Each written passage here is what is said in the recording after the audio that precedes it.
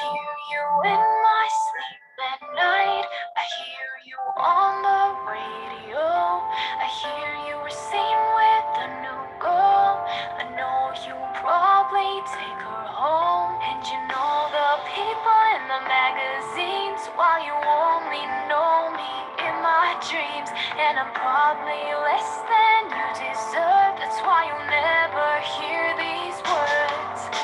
But hey, man, did you know you're the reason why my standards are too high? Can't take another die. No, baby, you're the reason I'm holding on a blind hope, thinking that you'll know me one day. But that day's clearly not today. So that was a fangirl by Tara.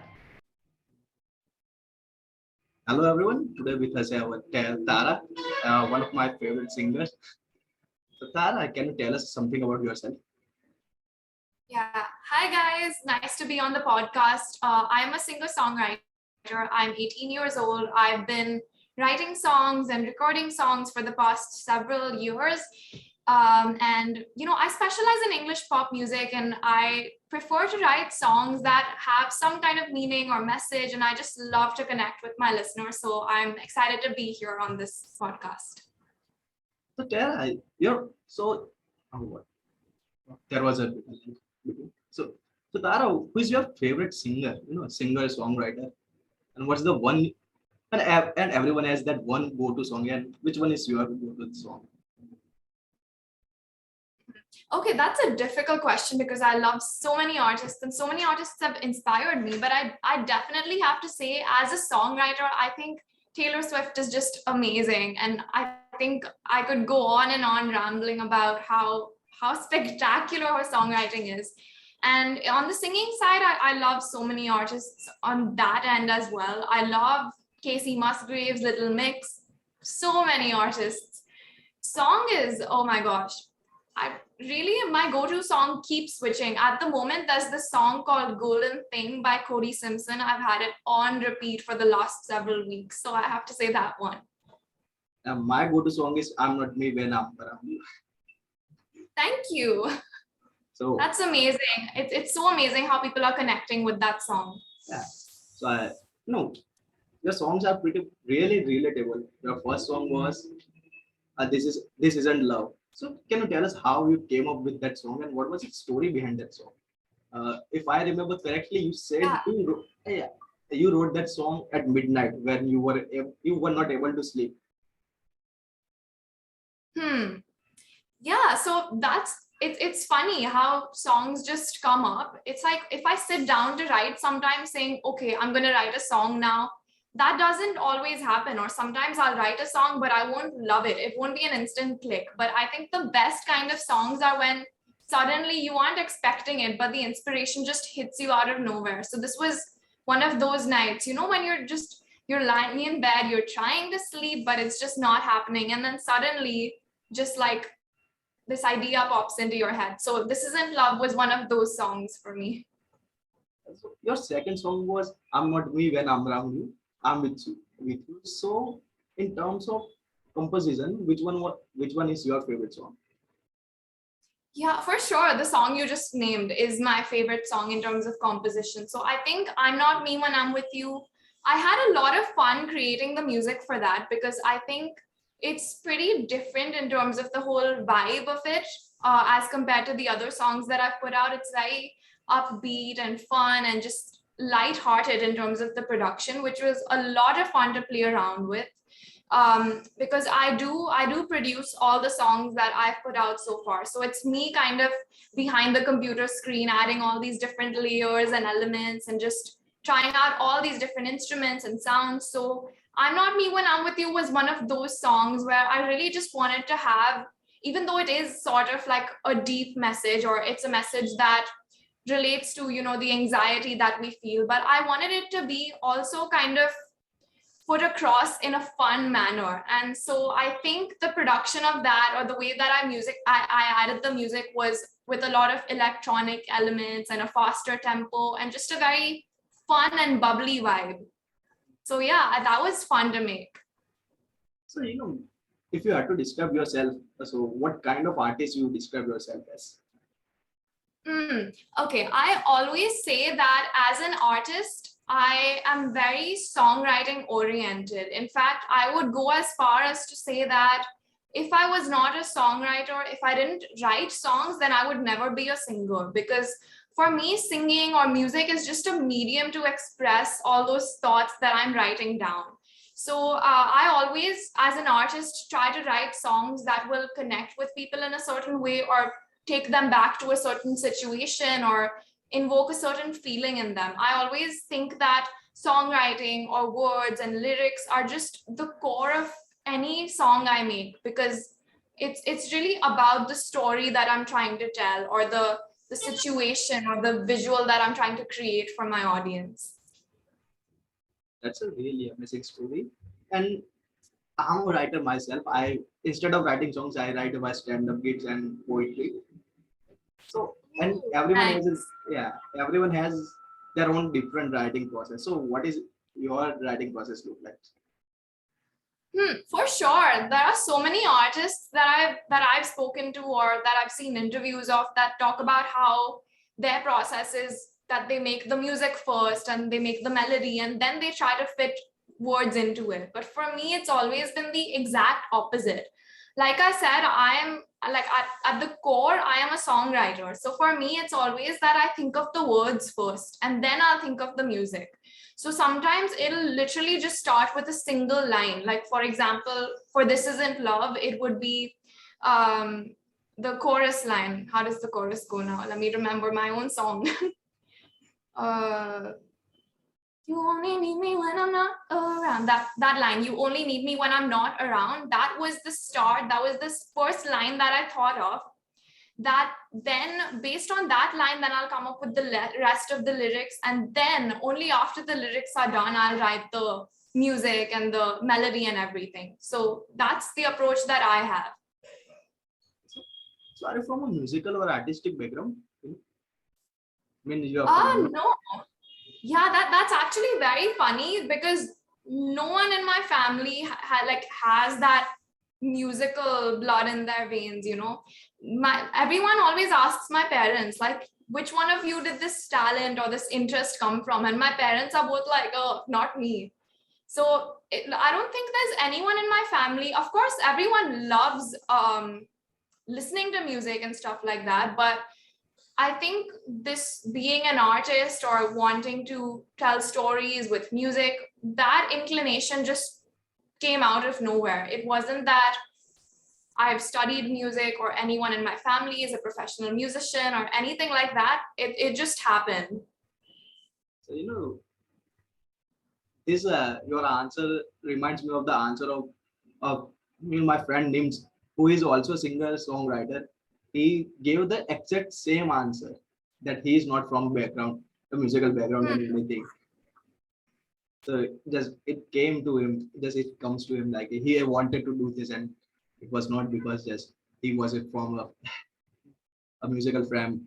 And he said after a year, after years, so he found out that his grandfather used to write ghazals and everything. So he, Wow. yeah, in some way he said it was nice knowing that in my family he was not the only one who was doing something like that. So what influenced you to become a songwriter and singer? Hmm. Yeah, so I say this in a lot of my interviews that, you know, for the first half of my childhood, I was super shy. Like I wouldn't talk to anyone unless they were a very close friend. And I was always really nervous to even talk to someone on the phone, you know, like I was a very anxious kid, very introverted. I would stay away from everyone. And so as someone who had trouble expressing myself, when I found songwriting and I found music, I finally felt like, oh, this is one medium through which I can open up. And this was this one medium where I felt confident saying whatever I wanted to say. So once I realized that, that's kind of what influenced me or inspired me to take it up further. So if you remember what I wrote in your for our fangirl project musical video. So I said thank you for sharing your story through your music. and you reflect. And so, I connect to your songs because just right now you said you were a very anxious kid. You won't talk to someone unless you are very close to them. Been there, done that. But since I've done BBA, has changed me. Basically, my line is I have to talk to strangers now. Even and even I started my own podcast. So yeah, here we are talking to people who I'm barely know. Yeah, and I think Once- it's so important to be like honest about your experiences or your feelings, even when, I think extroverts tend to be so loud and open about everything, but it's when introverts like us also take the effort to step out of our comfort zone and share our stories, that's when everyone is represented, and other people who have experienced the same thing kind of are able to get the confidence to come forward as well. So I think that's just an amazing thing. So you know, so you said you were a introverted. So how was it like being performing for the first time?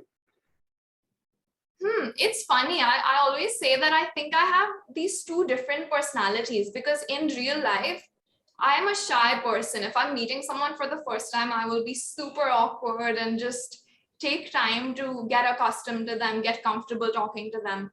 But for some reason, the moment I step up on that stage, I'm a different person. And that's something my parents realized when I was really young. They were like, okay, this girl, she doesn't talk to anyone, she's very shy and everything. But if we put her up on a stage, she will suddenly become this really bold, confident, just out there person. And so I think being on the stage is somehow my safe space, or the space where I can suddenly be something much bigger than myself. So you, I'm relating to your story as just as much as I relate to your songs because my listeners remember the story of my first ever stand up and they have heard it millions of times. Once again, sorry, I'm repeating that story. So, so first time I was performing a stand up in my college freshers party, and I was very anxious. And I called my friend who was doing this stand up thing for like past 7 years.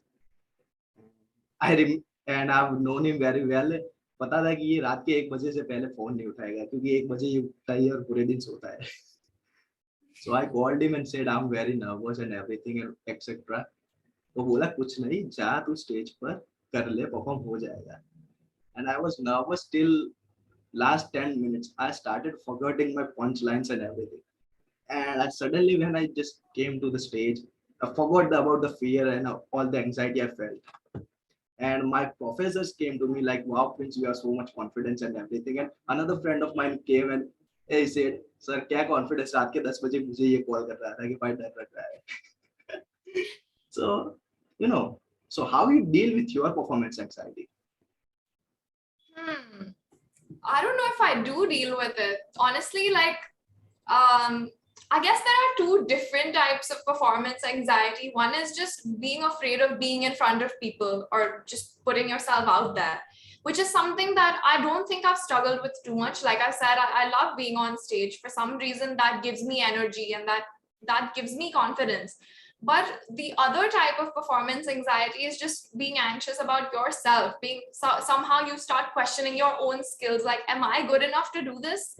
Or like, if I'm on stage and I'm about to, if I'm singing a song and there's a high note at the end of the song, from the beginning, I'll be thinking about, okay, this high note is coming, this high note is coming, don't mess up. Like, you need to get this right. And I think when you put that pressure on yourself, that's when, in fact, you make it more difficult for yourself, because then you're overthinking and then you get the note wrong.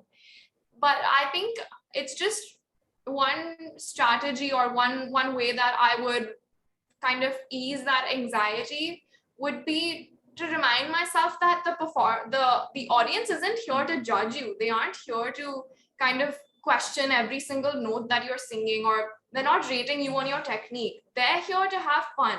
And the best way that you can help them have fun is by having fun yourself.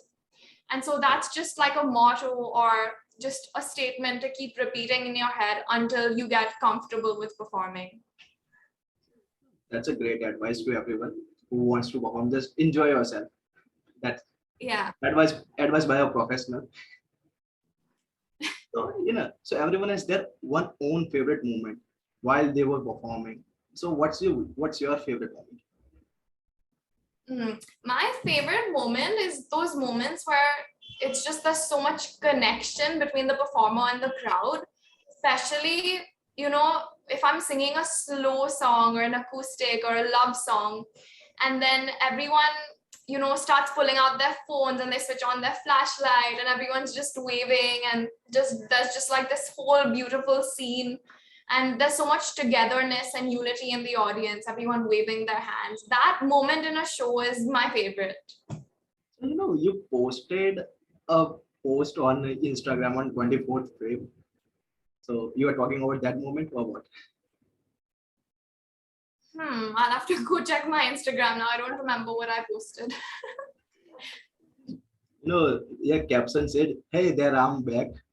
And second, the Fangirl project, the music video is being edited. Three, here are some pics and videos from like 2 nights ago. Four, I missed you guys. Hmm. Yeah, oh yeah. So that was actually me singing so do you know the song Can't Help Falling in Love by Elvis Presley? Yes. Yeah, so that was me singing like this little love song for this couple that was getting married, and it was very cute. Oh, that's amazing. Actually, I'm waiting for your new song to come out, and I'm I waiting. have stuff on the way. Yeah, so I'm waiting for it. Not just one song. I'm waiting for the album. So can you give us a hint when this album or new song will come? So I'm planning to release a new video in a couple of weeks. Album, I cannot promise you yet. It's almost like it's done, but now I'm thinking of, okay, how can we take this to the next level? Should I shoot music videos, and should I just create like this whole, just trying to figure out the whole release pattern and everything. But album is definitely on the way. So album is definitely album is on the way. Good news for fans like me. And you recently started a new series on your Instagram. Right, right. Give me an idea what you want to listen a song about. Yeah, I think that was just this really fun idea I had where I just wanted to be able to connect with my audience on an even deeper level. So I asked you guys, give me ideas or tell me what's going on in your life, or just give me situations or stories, and I will write a song about them based on or inspired by your idea. So I just started that, and I think it's really fun to be able to also challenge myself, because as a songwriter, it's easy to just come from your own experiences or write songs based on the topics that you like or you think of. But it's a completely different thing to have someone say, okay, write a song about this. And then you need to challenge yourself to put yourself in that headspace and just write a song based on their request. And so, yeah, that's a different angle, and it's been fun. So and that post I commented a huge ass comment.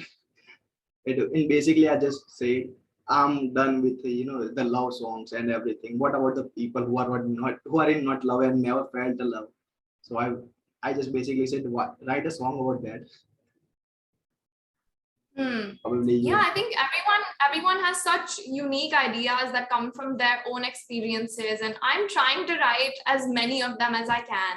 So I've got a lot of requests, and let's see, I really want to do as many as possible. So just one last question before you go. When is the new cover coming? The new okay. So the next video that I'm talking about, that's coming out in a couple of weeks, that is a cover. So stay Oh, tuned. so can you give us Yeah. a hint? Who is it? Who is the Hmm. Who is the original singer? I'm not asking about the song. I'm just asking who is the singer. Okay. The original singer is Ed Sheeran, and it is a pretty popular song, so I think it's gonna be fun. Now my favorite singer is singing another my favorite singer.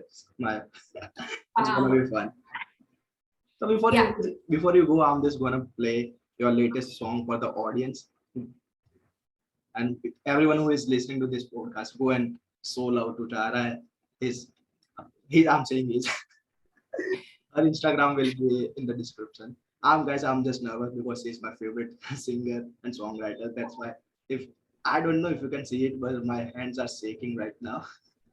I'm just scared I will drop my phone.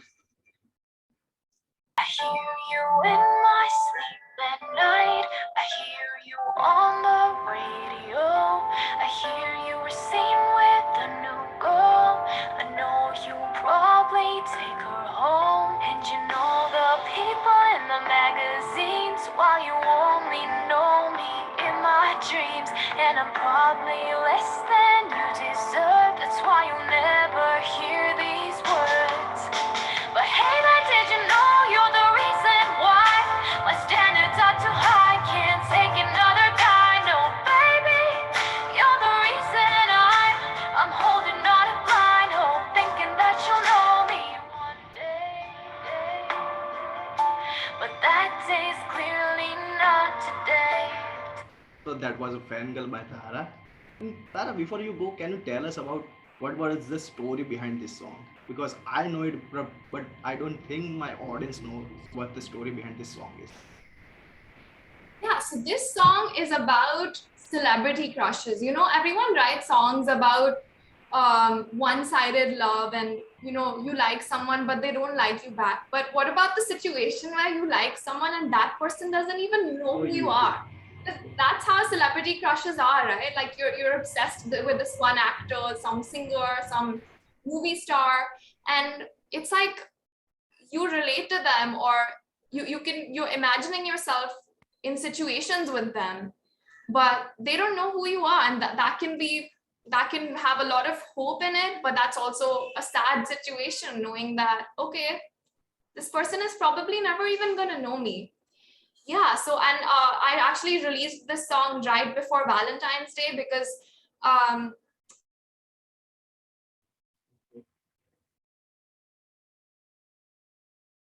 of us that maybe aren't taken by someone we know, but someone of our dreams, you know, our I'm someone we sorry to imagine interrupt you.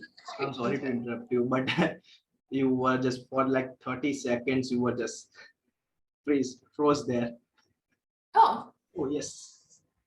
So you have to you have to say everything you said. okay. So what's the last thing you heard? Or I'll just start from the beginning of that answer. Sorry.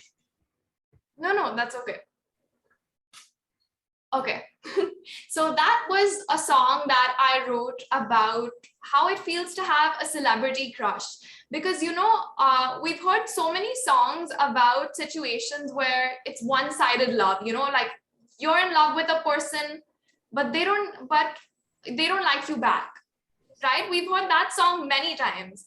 But I wanted to write a song where, like, what happens in the situation where you like someone and they don't even know you exist? Because that's how having a celebrity crush feels, right? Yes. And yeah, so I just wanted to represent that segment of us, you know, the fangirls and the fanboys who would do anything for a person who doesn't really know us. And that's a very different kind of love that I wanted to represent this Valentine's Day. Yeah. Thank you for sharing your stories through your songs, and thank you for giving me time and telling our audience about your songs and everything. And thank you for coming to this podcast. Sure, you've been such a supportive listener of mine, and I'm happy to be here. So yeah, since the first day I heard your song, I knew this is gonna become the next Taylor Swift. Thank And you. I'm just happy. I'm just happy that I was able to talk to you. Yeah. So before you Thanks do for inviting. anything, you like to tell the audience? Hmm. Well, thanks for listening to me ramble on for I don't know how long have we been talking for. Anyways, thanks for your time. Thanks for listening, and I hope you can join me on my music journey because I would love to have you there. Yeah, so thank you. And once again, just one last question: when is the next Instagram live? Oh, interesting. I have not thought about that, but I'll have to put it on my to-do list. So yeah. So everyone, that's your clue to go and follow Tara on her Instagram. And her Spotify, YouTube, and Instagram links will be given below. And even I put on the Twitter, even though she doesn't use it. Thank you for Yeah, gotta once again. start using Twitter. Yeah, you should. You should. I was the sixth follower. So once again, thank you everyone for listening, and thank you for giving us your time. And Tara, thank you for coming into my podcast. Thanks for having me. So bye.